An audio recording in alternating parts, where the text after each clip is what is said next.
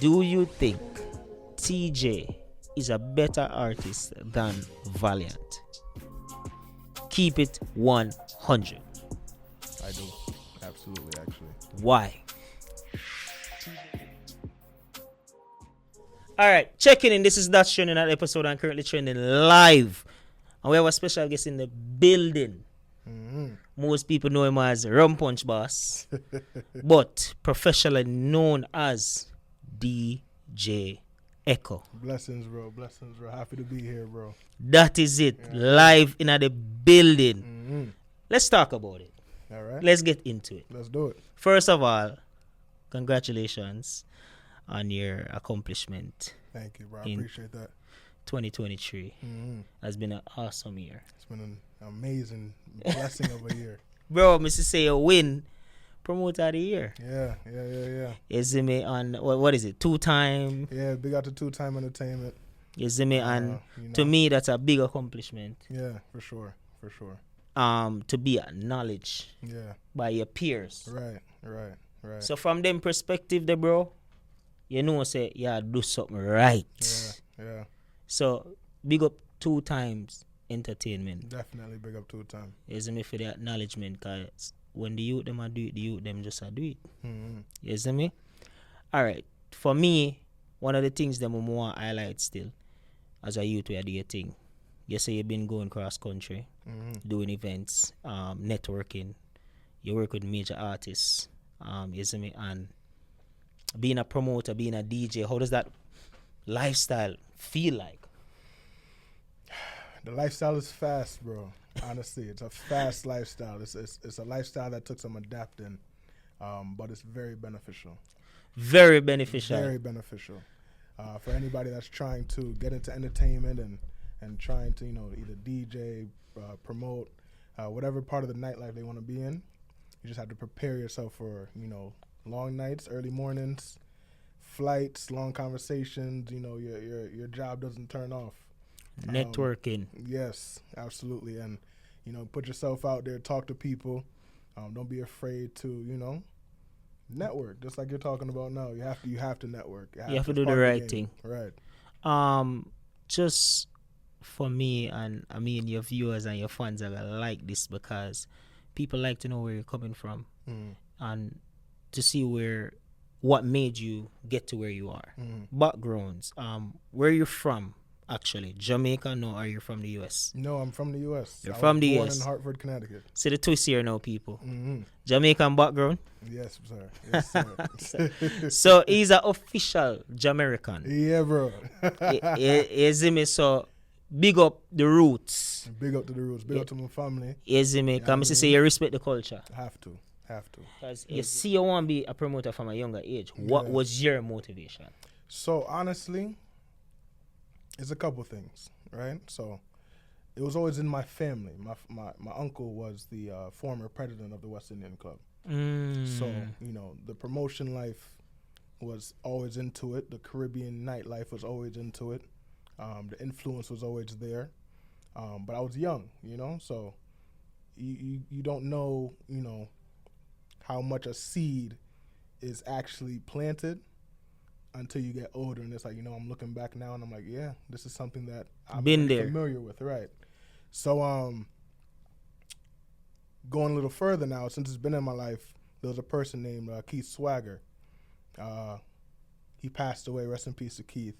But he was like a mentor to me. I want to say when I was like 18, 17 years old, he seen me at a party one time and it was just vibes, And after that, we kind of connected, and he was like, yo, I think, you would be a good person for this lifestyle. You would be a good person to start promoting. And I was like, all right, cool, let's try it out. And, just like that. That's his history. Yeah. Well, for me, it has a lot to do with just having a passion. Let's talk about your educational background. How was school for you growing up? I love school. Graduated. So like you did have fun at school at the same time. I had a great time at school. I was a very social person. Very social. Yeah, I'm very social. Now, for me, this is gonna be a trick question, but people want to know, bro, because you're very successful in what you're doing. Was entertainment your first career choice? No, it was not actually. And we just want to take note of that because people, if entertainment wasn't if something you're doing is not your first career choice and you find passion, don't give up. Right. Stay motivated. 100%. Because see there, DJ Ecko, make you know, this wasn't my first career choice. Bro, I don't want to be a teacher, bro. Matter of fact, a principal, bro. I wanted to be a principal. That was your interest. That was what I was in school for. You can't make this up. Yeah. And when you have somebody in real life and make you know how it go, you have to just know, say, oh, it's a testimony that has been proven. Absolutely. You see me? This G right here say, passion for entertainment, music and energy would probably be one of his motto. Without a doubt. Right? And you started off as a dancer, bro. Yeah. Yeah. You see me? We have to talk about things like that and you talk about 05. Yeah. You see me? And these things was just showing you from a tender age that, yeah, you know, so this really, you know, me just like you highlighted just now. Yeah, bro. You see me? And now you're doing events weekly and it's successful, but you also have to look back, flashback and know, say, you used to throw house party CM Speed. Bro. Back in the days. Bro, and those are some of the best times of my life, bro. You see me? And you did I do it from back then and you still do it now. Yeah, and honestly, bro, I cannot continue to talk about them times without bigging up a youth named CC Styles. That is it. You know? Showing homage is also something that, you know, Coffee said it the best. Yeah. I have to show gratitude, bro. Have to, bro. You see me? And you also did promotion from way back CM Speed, like you mentioned. And you know what I mean? And you created a team based on your bio that I read. And you were an early promoter in college. You see me? How did the DJ thing? Because we know the promoting thing did it. You show with the early influence. When did you say, you know, someone want to play music? How did that start? So really and truly, I've always had a passion for music. Music has always been a passion. Naturally. Right? I used to collect music, actually. Like iTunes, I took it. I was the person that, you know, was loading up the people iPods in school, and they was paying me to, you know, load up their MP3s and make CDs, and you know what I mean? I was that guy. So I had to stay updated throughout all of school, right? So fast forward to the promotion now. I felt like that was for a period of time. And I'm a person, I feel like rebranding is very important. You have to keep trending. Exactly. Have to stay trending, bro. Is it me? You know what I'm saying? So I got to an age, I think I was like, I want to say maybe like 23, 24. And I'm like, yo, like I'm starting to get too old to be on these college campuses and, you know, passing out flyers to these younger people. At a certain age, it gets weird. You know what I mean? Yeah, after a while, you feel like, me used to this too much. Yeah, bro. Want like, something different. Yeah, bro. And so growth. It's called growth. Has to, bro. So I'm like, you know what? I'm thinking, how can I still stay relevant in this life, in this nightlife, while you know, staying in the same course that I'm already on. So before even DJing, I was just hosting. I would you know, MC for other DJs, and I would host events, fashion shows, and you know, things like that. And then, you know, my passion for music was always there, of course. And I'm like, you know what? Let me try this DJ thing out instead and see what's going on, or how I can put those two together, you know? And after that, it's history, bro. Wow. For me, this is just going to be called the flyer effect. The reason why it's going to be called the flyer effect, he's going to understand what I mean after a while. But people, when you see somebody have a passion and them do it the way them do it, and them stay focused, and them tend to want to grow, them also tend to want to help. Now, what I call a flyer effect is he, based on his bio, just reading stuff, you have the interest of putting people on flyer. Absolutely. So it's almost like saluting them, bigging them up, showing them, you know what it feels like to just be highlighted. Right. So you big up the people who come at your event every week. Every week.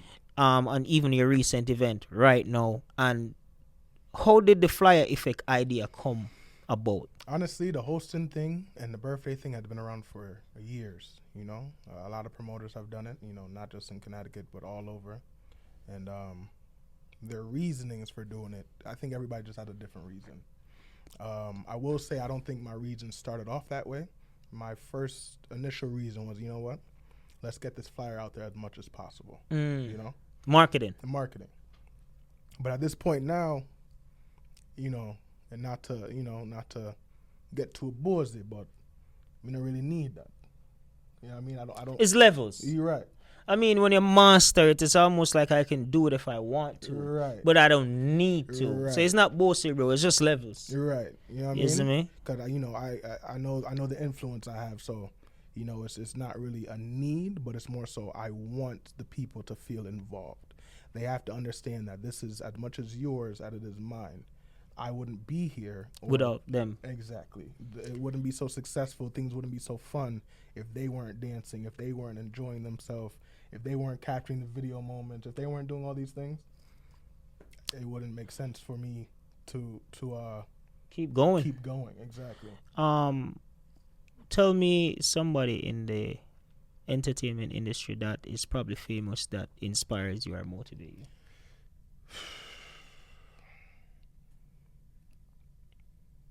It's a lot of people, you know. Give us your all right. So I'm gonna make it easier for you again. Okay. Top 5 Top 5 people in the business. that it can be a artist, it can be a DJ. You just mix it up. Okay. So of course, the famous answer has to be Vibes Cartel. Vibes Cartel. You know, first influential person. I'm gonna say, yo, Rate the DJ. vibes, vibes, Vibes Cartel, Badman. right? That is it. Now, it's crazy that I'm talking about this now because now these people are my peers, but I've grown up listening to people like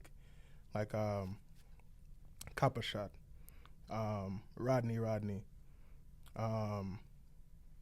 Chromatic. You get what I'm saying? 4-Star, Ecko. I've grown up listening to these people, but now we're on a level where I can call them.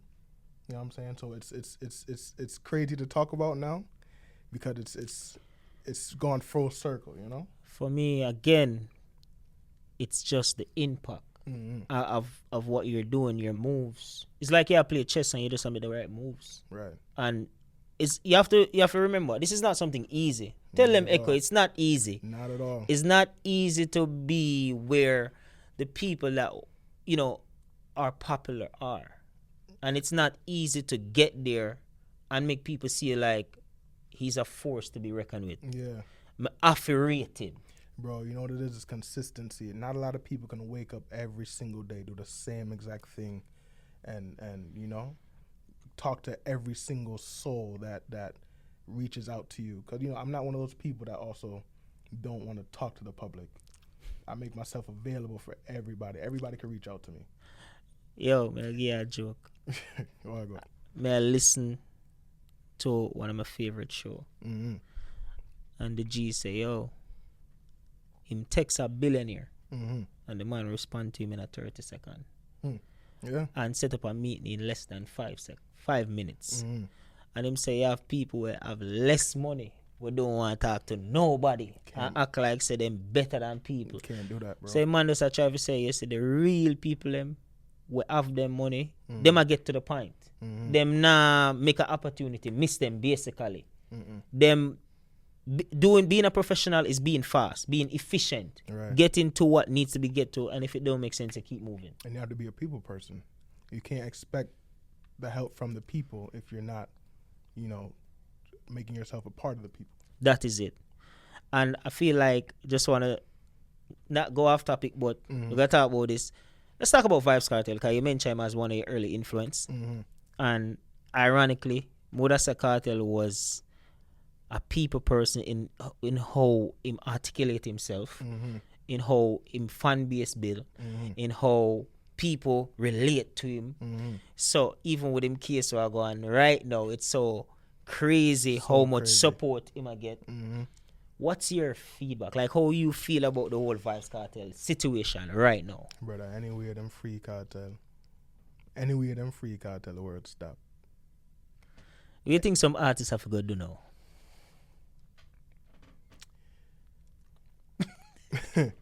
No, man, because it's not an easy question, bro. It's a hard question. You know what it is? Because some people don't want to admit it. But honestly, what will happen when Cartel gets free? And this is if him choose for showing up. Right. Because he might just say, yo, me done with this. Because the True. man go through a lot, bro. True. So I just perspective. True. If him decide to go full speed ahead, I feel like it'll make the music fun again. yes. Because the artist will understand it's like, okay, there's no longer room to play around.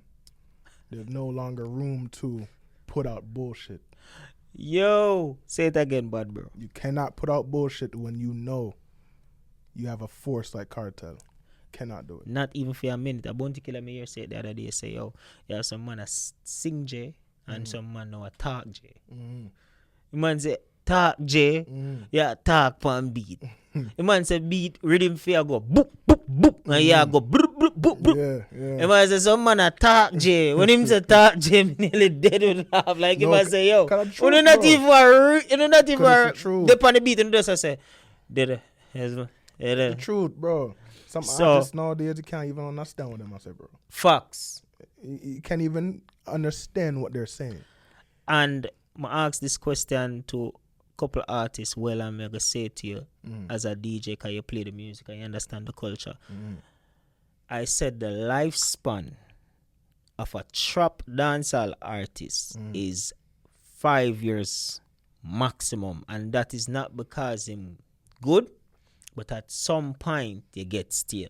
Right. Do you think the trap dancehall artists have the ability to stay consistent longer than 5 years? In your perspective, though. Can you have only for them we start out as trap and then they kind of like trickle down? So, you know why I can't agree with that, bro? Because you have some artists like Chronic Law. Chronic Law, I don't see him as a trap. You know, see him at that trap? Mr. Chronic Law more like a meditation. It's almost like Chronic Law is a culture reggae dancehall artist. So you know why Mr. Trap? Yeah. Because They beat them. No. Because what the man I talk about.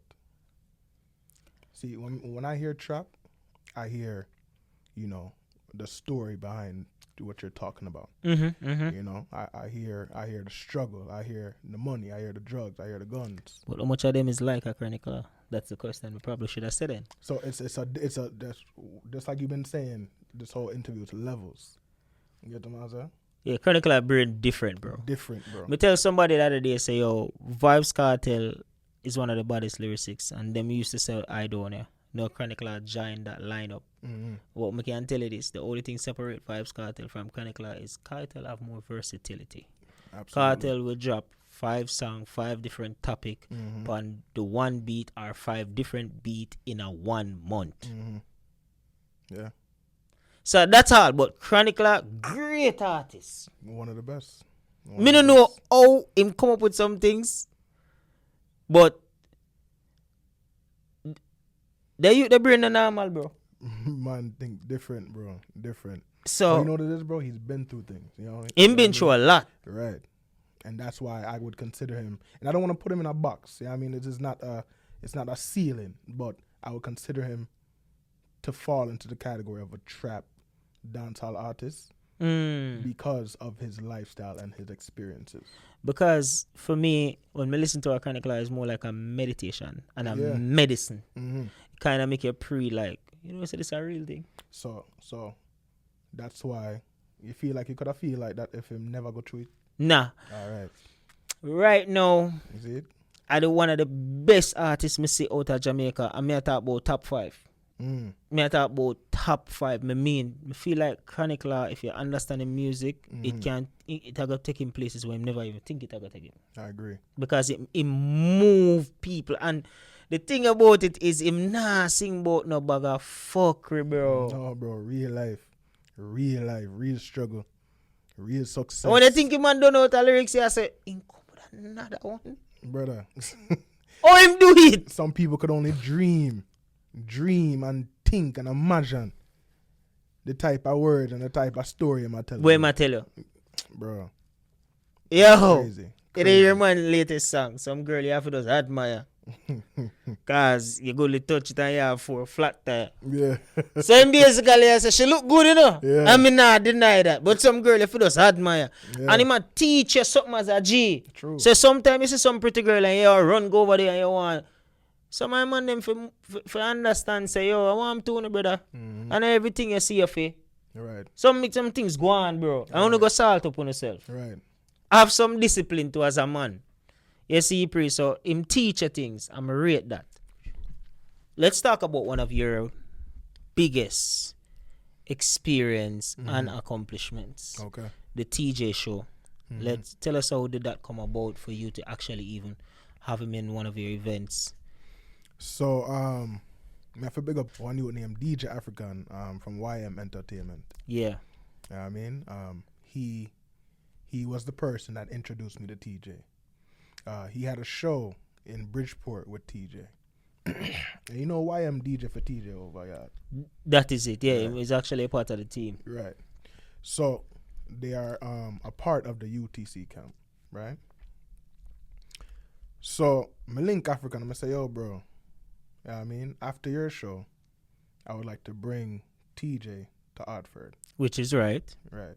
You know what I mean? So this is why I have to big up African, because the man could have said, yo, no. The man could have said, yo, here's the management or here's the person you have to talk to, and no. Him not make it that totally difficult. Never do that. Him make it where it's easy to accomplish because there's a valid reason. It's not a friend thing. It's just a valid reason. Bro, the man say, yo, forward.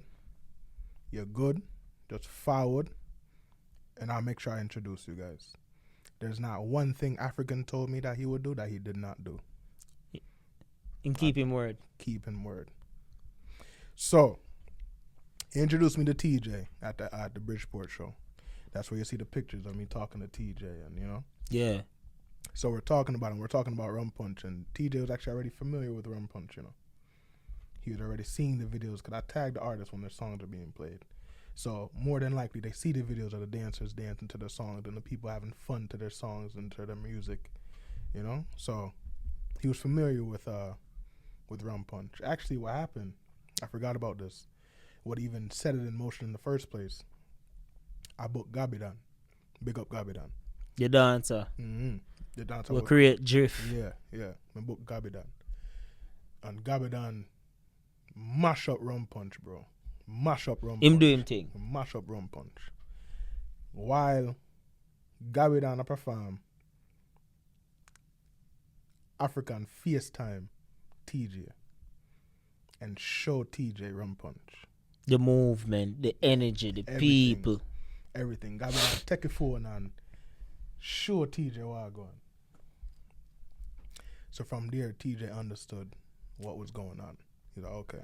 The magnitude of the show. Rum Punch is a force, right? So then, fast forward to, you know, when African introduced me in Bridgeport, and that's when, you know, me and TJ create a link where it's like, yo, I didn't want this to be a regular show. I don't know if you noticed, TJ didn't just walk out at the end when it was time to perform. He was on stage for about 2 hours, dancing, vibing, and both want to look a freestyle with Ecko.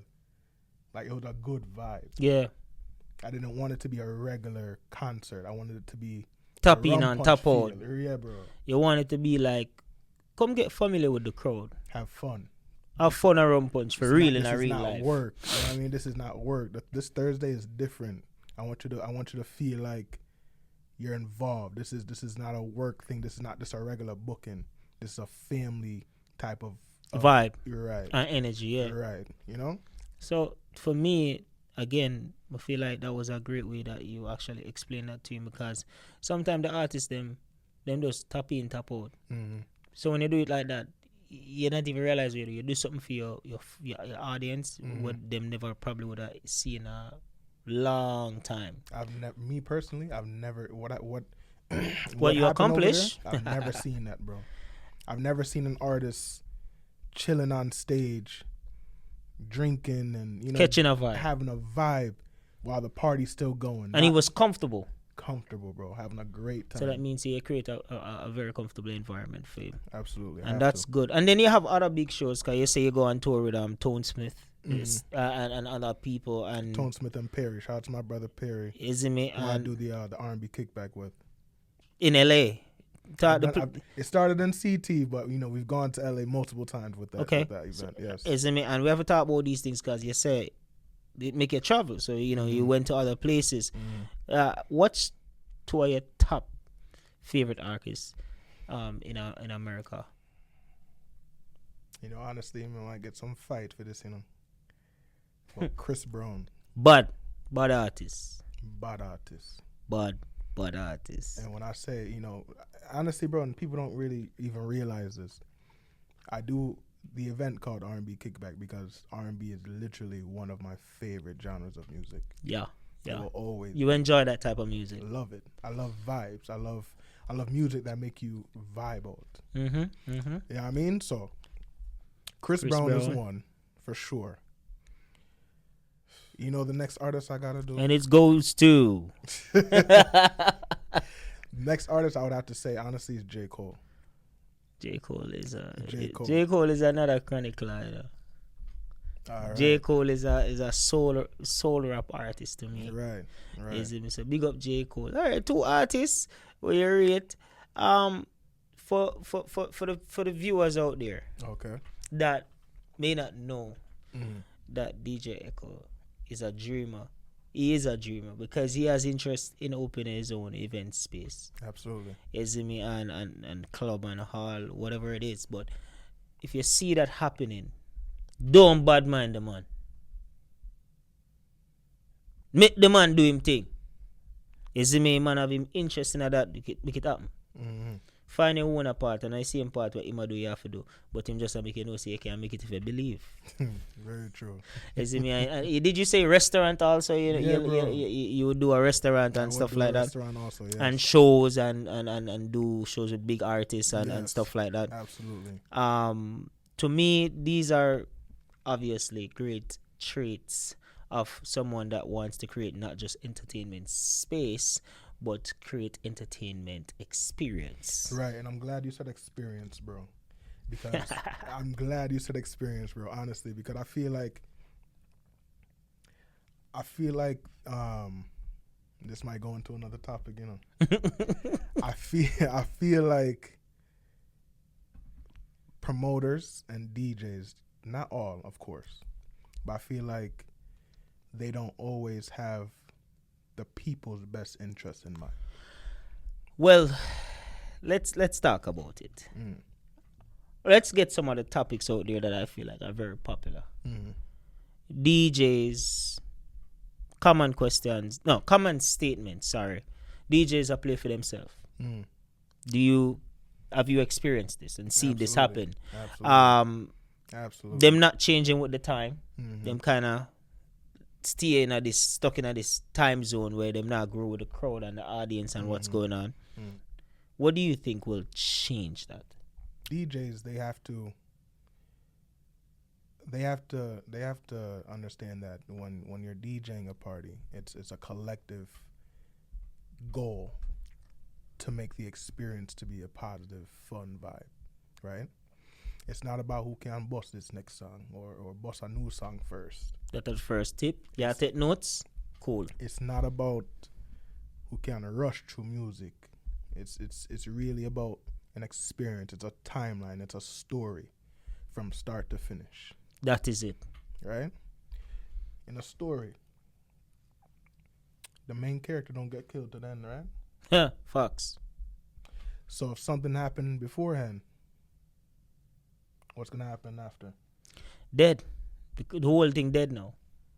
Isn't it? It's a story. You have to follow the story.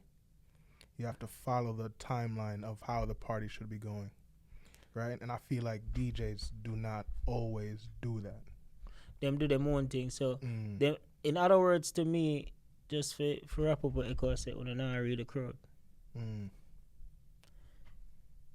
pay attention to the crowd. Please. Read the energy of the crowd. Now let's talk about promoters. What's your Right. tip for promoters making more impactful impressions on patrons? Care about the people that are filling up your events or that you want to come to your events. You have to show that you care about them. Give them 2 tips. Interact with them. Interact with them however you can, whether it's just by talking to them when they walk through the door. I thank a lot of my patrons for coming out. There's people I don't even know. I thank them. Thank you guys so much for coming up to my event. So that means be social. Be social. Next tip. Next one. Do not be money hungry. Do not get ahead of yourself. Mm-hmm. Don't think you make it before you make it. No, not even that. I mean, of course that too. of course that too. No, yeah, some man thinks that because them have on the Gucci shoes and the Louis glass, them are the man. No, see, that's a different topic, and you can't think like that. I remember leave that up there. Look. That's a different topic, but you can't think like that neither. When I say don't be money hungry, I mean create an experience for the people To want to come back. Some people, some promoters, when they're money hungry, they lose the experience aspect for their patrons because they're only thinking about the money. That is it. You have to think about your patrons and your supporters first, and everything comes after that. And you didn't win the first event you keep. No. You didn't make a money the first event you keep. No. You keep whole heap of events and they never work out. Bro, I'm going to tell you this. Everything I've gone through right now, the place that I'm at right now, is full of trial and error. It's full of failures. It's full of walking away with no money. It's full of events owing money. I haven't skipped any step of the process to get to where I am. Yeah, man, you have to sweat it before you make it. Have to. So just bear that in mind, promoters, and take these notes. And one of the most important things that I feel like you would love to comment on is artists overcharging. Whew. I mean, you've booked artists and people that are in the entertainment space. What do you think about this overcharge price? So, if any artist will see this, me I talk to you. You have to know your market. You have to know your market. Trending, I feel like it's crazy for an artist to charge the same thing that they charge in Miami that they charge in Connecticut. I think it's absolutely crazy. We both know, everybody knows, the demographic, the amount of people, the popularity is different. In Miami versus Connecticut. In most states versus Connecticut. Facts. But artists will still, this is my set price. And, it's respected. We respect it and we try to work with that as much as possible. But I do wish artists were able to understand the demographic of the states that are trying to book them. Do not be money hungry. All right. See that advice come back around again? Ecko. Yeah, bro. Drew. Mm-hmm. My brother. Let's talk about Drew. Mm-hmm. How did you and Drew meet? Me and Drew met at a college party, bro. And decided to become a team when? No, you know what it was? Okay, boom. So when I was in college, I threw the biggest college parties. I had parties called College Clash, Blue Magic, March Madness, a bunch of crazy events in college, right? I put Drew, I believe, nobody quote me because, memory kind of, you know what I mean? But I believe I put Drew on his first biggest college party. Me and my brothers, Nigel, shout out to Randy, Keith Swagger, put him on his biggest college event first, right? When he was first, he was always DJing and stuff, but this is a different level, yeah, right? Drew did amazing. Killed it. Drew did crazy good, right? So then this is also around the time I'm like, you know what? I'm rebranding myself. Remember when I said I started to be an MC first? Yeah. I MC'd for a couple DJs. When I said Drew, the chemistry was for different. The music was different. How long did you guys work together? Maybe 6-7 years. But within that 6-7 years, you guys kind of marketed Drew and Ecko. Mm-hmm. And with the Drew and Ecko brand was like a growing force to be reckoned with when it comes to the, me say Yankee, but the American fan base. I mean, even though I don't have a Jamaican background, said speed, but you don't know no major when it comes to American songs, rap songs, the Little Babies, the Pop Smoke, all of them top genre artists, sorry. So, but what caused the Drew and Ecko to become just Drew, just Ecko? So, I think it's really just growth, you know. I think you know, when we were younger, life was easier. You know, decisions were easier. You know, it was easy to just get up and go party, and you know what I mean. Do the months. Right. Now, as we get older, we think about, you know, life going forward. We think about, you know, career changes. We thinking about entrepreneurship. So I think for me, at the time that we did split, was because at that time the visions were different. So he was thinking something different than you. Who was the first person to brought up the difference with the vision, and how did that occur? Like, yo, bro, we're a team. We're playing events. What was the pin that went into the middle of that and say, yo, when I say eye to eye? So with that trending, I thought, well, that I can't talk about. You know, I feel like that was a brother decision, a close conversation that we had. That was like, you know what, bro? Okay, this is what we're gonna do. Was it a heartbreaking brother separation, or was more like a disrespectful brother separation, or it was more like a Jano? Most this never happened, but me understand. It was more like that. The third one, yeah. Because honestly, bro, Drew's younger than me. You know, Drew's younger than me. I'm older than Drew, so I'm gonna deal with certain things before Drew will deal with them. You get what I'm saying? My mind might shift before Drew shift. Do you think you miss those Drew and Ecko moments? Absolutely, those are some of the best times of my life. And absolutely, but you're willing to work with Drew if Drew was like, if Drew was here right now, yo, let's go, and you say, yo, like, let's do like old days, it would be like nothing. Of course. Is it me? So of course. But when we talk about, you know, we talk about growth, and we talk about, you know, life, and we talk about, you know, differences, because as I said, bro, you know, I see a strong future in the business that I'm in, you know, which is why I went and got the LLC and quit my job. And you know, it takes a certain level of how can I word this? It takes a certain level of dedication. That's the word. Motivation.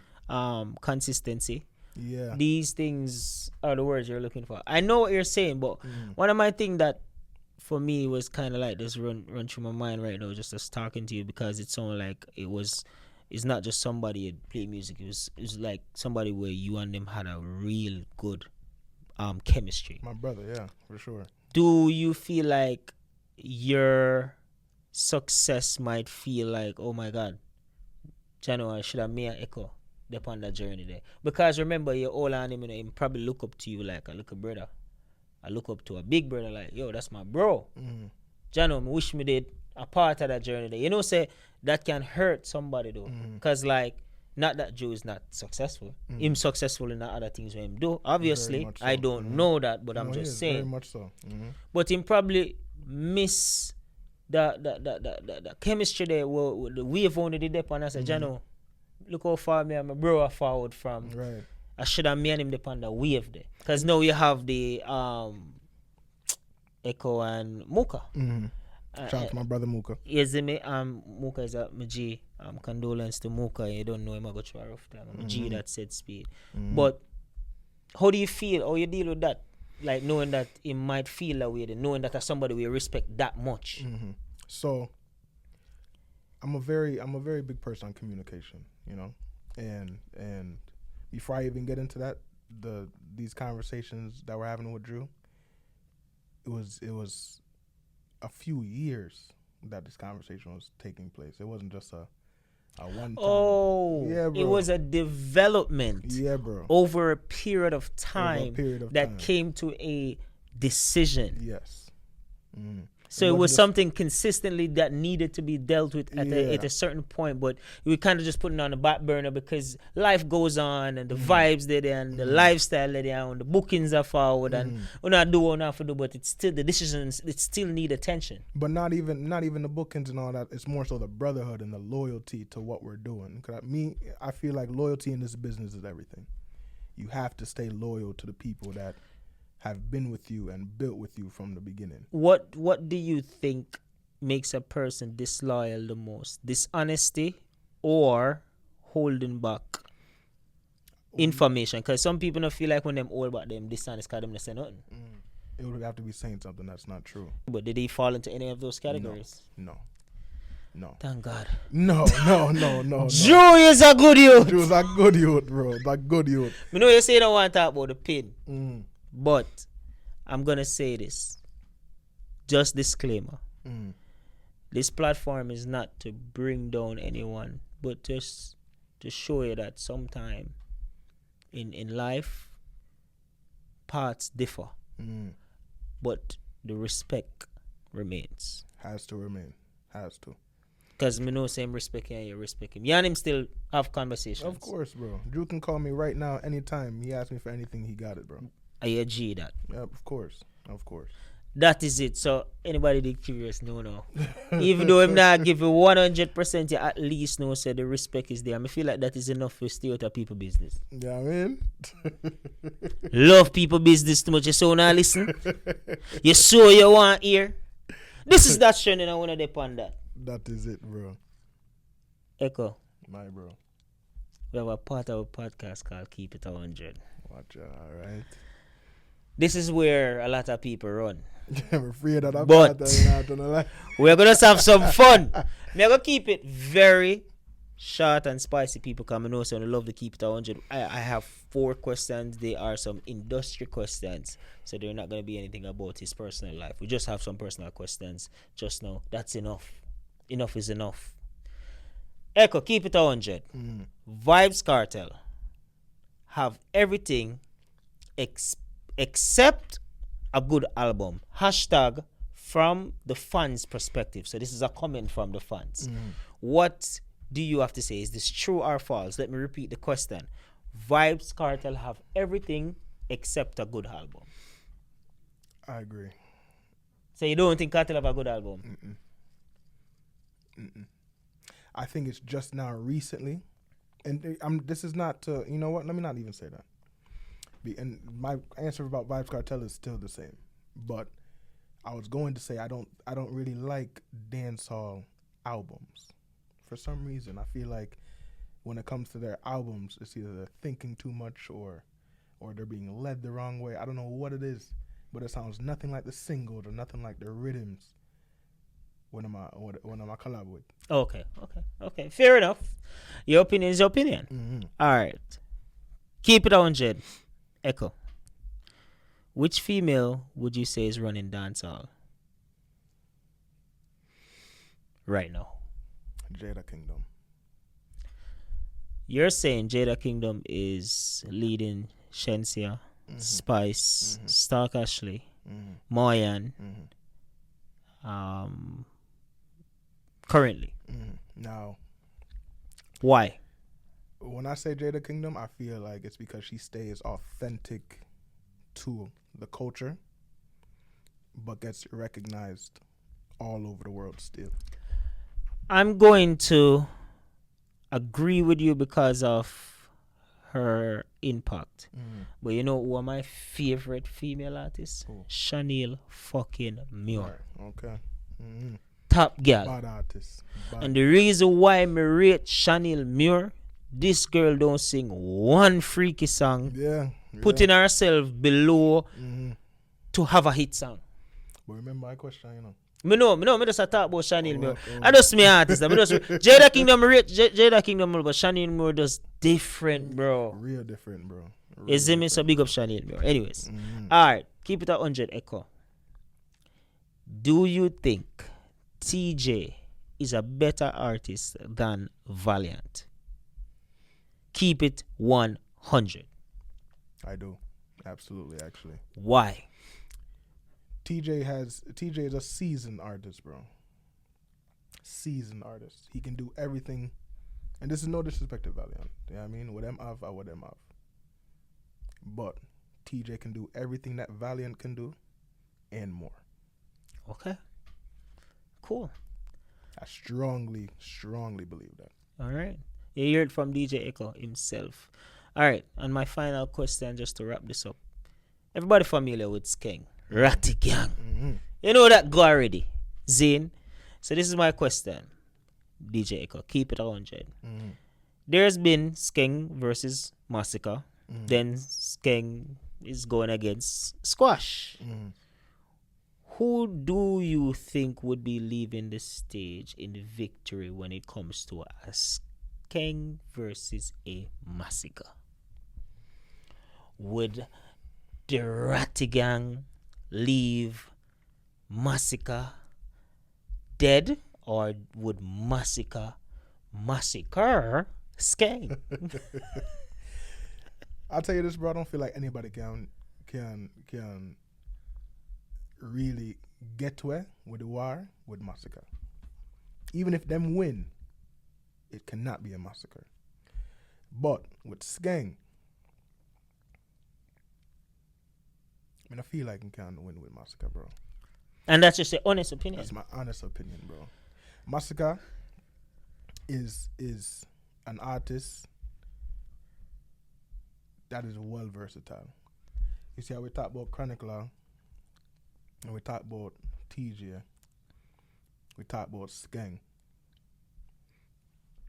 Massacre is up there with some of the biggest dancehall artists. I would say Massacre is like literally the next artist in line other than Vice Cartel.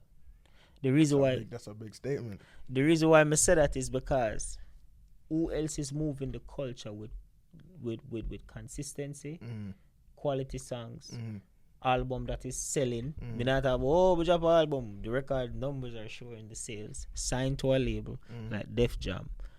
That is a Jamaican artist, and we can't talk about Popcorn because Popcorn well seasoned past levels. We talk about who would be the next Vibes Cartel, even though they cannot be a next Vibes Cartel. There's only one. But who would that be the next artist where you say as the upcoming artist where you say, say if Cartel was supposed to throw in a towel and say him done, not talk about him, who would I listen to? As in replacement. I'm not gonna say Chronicler because like I said, Chronicler is a medicine but Massacre. It look like longevity in a Massacre career. What you think though? Who would you say after Vibes Cartel? Why? That question is wicked, bro. Alright, we'll leave that question then. Because that question the tough cause Vibes Cartel, you know why just a hard Vibes Cartel literally leave a rank when most dancehall artists cannot fulfill. And seriously, the next thing upon that is maybe some people are thought, bro. You play the music. Oh, Cartel never hit in a long time and Cartel never the hit song and this. Okay. Me not debate whether I'm have a hit or not. Me gonna say this.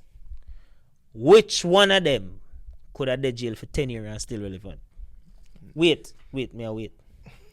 Me I wait with you. Just make me know which one of them. And this is why, bro, this is a very difficult question to answer. Because when you ask questions like that, there's nobody, in my opinion, nobody we can go through so much fight with Cartel have and still relevant like Cartel right now. First of all, let me tell you the only person can go jail and do a Cartel though. I was bluffing. I didn't mean that shit. Yeah, wait for me answer. You really think me that say your favorite artist? No. None of them couldn't even stay in there for a year with its songs. This nigga, if him a drop Foolish now, you have to see with him. Yeah. And some look funny because 10 years, if you drop some Foolish now, it's almost like him probably stress on this and try to stay consistent. Yeah. 10 years. Remember, me not travel. Me not see no stage show. Me not do music video. Me locked up in a one cell by myself for 10 years. Well, 13 years now. 10 plus years. Let's say a decade and more. And still as relevant as the artists were just bust yesterday. Hashtag Valiant. Hotter than him too, by the way. Because guess what? Every artist we boss right now, if they're not Alkaline associated, they did a collab with Vibes Cartel. Yeah. Why? If me they are jail for 10 years and me is such a lame artist, why the hell are you looking for a feature? Right. So man, basically I make you know say me not have a hit song. Me is already a hit song. Me not have to travel. me not have to throw a concert. And Vibes Cartel probably have the biggest fan base in Jamaica. Me no know nobody else. Bro. You know the thing when them Gaza Nation, they are Africa, they are England, they are US, they are Jamaica. Popcorn gang come from Cartel gang and really is Gaza. Tamale gang, Sparta is Gaza. Massacre is kind of like Gaza because Cartel co-signed him in a business. Big up Addy. Big up Addy. That is it. That is it, bro. Bro, it's a pleasure having you on the show. You don't know it, go DJ Ecko, your first interview, but guess what? It's not going to be your last. Can't be the last. You see, because we're going to come up on the platform again because the platform name currently trending for a reason. Right. Big up everybody we're checking in tonight. You don't know this is That's Trending. Man, DJ Ecko in the building. See you guys next week. Man, I don't respect That's Trending.